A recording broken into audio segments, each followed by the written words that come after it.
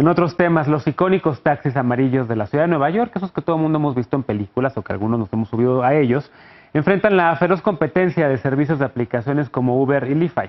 Se calcula que hay más de 80,000 autos que ofrecen estos servicios en Nueva York y solo 13,000 son estos taxis amarillos. Las autoridades buscan regular este mercado e imponen fuertes medidas para limitar su expansión y el endeudamiento que trabajar para ellas ha generado. Vamos precisamente hasta la Gran Manzana con la corresponsal Marisa Céspedes para conocer esta historia. Adelante, querida Marisa, buenas noches. Muy buenas noches, Genaro. Es un gusto saludarte desde esta gran ciudad de Nueva York, en la que el taxi amarillo continúa siendo un emblema, un ícono. Sin embargo, en los últimos años, la tradicional industria del taxi se ha visto afectada por la feroz competencia de otros servicios de transporte que proveen plataformas digitales. Los taxistas tomaron las calles, iniciaron una lucha muy aguerrida y lograron una legislación, la primera en su tipo. They passed first in the nation legislation regulating this industry, the first in the nation. Yes. Freezing new licenses for 12 months except for accessible vehicles, creating minimum compensation for drivers, and that's going to help over 80,000 drivers and their families. Los taxis amarillos siempre han sido regulados y su número se mantiene en 13,000. Sin embargo, la oferta del servicio se desbordó con la competencia desmedida de otro tipo de taxis, operando en plataformas digitales como Uber, Lyft y Vía. El número de vehículos disponibles circulando en Nueva York escaló de 12,600 en 2015 a 80,000 este año.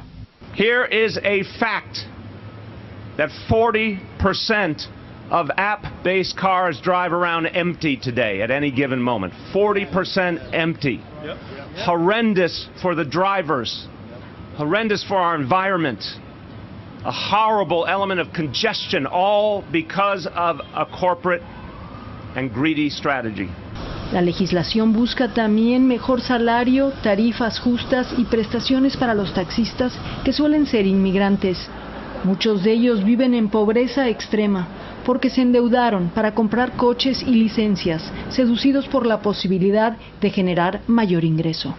Bankruptcies, evictions, food starvation. Imagine working 12 hours a day in one of the richest cities on earth and, talking about hunger.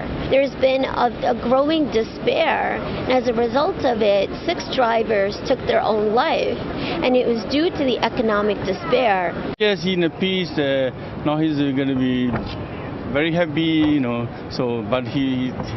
but we cannot save his life the most. We love him, so we're struggling every day, so missing him and so missing a lot. Frenar a los prestamistas que acosan a los taxistas y refinanciar las deudas de aquellos que las adquirieron es otro objetivo de la legislación, la que fue recibida con beneplácito por docenas de miles de taxistas agremiados, cuya lucha motivó a los legisladores. Genaro, te comento que la legislación es efectiva a partir de ahora y dura solamente un año. Está por verse cuáles serán los resultados y si realmente aportará alivio a esta crisis, entendiendo que 9 de cada 10 taxistas en Nueva York son inmigrantes y 60% son los principales y únicos proveedores de ingreso en sus hogares. Regresamos contigo al estudio. Gracias, querida Marisa, por este reporte.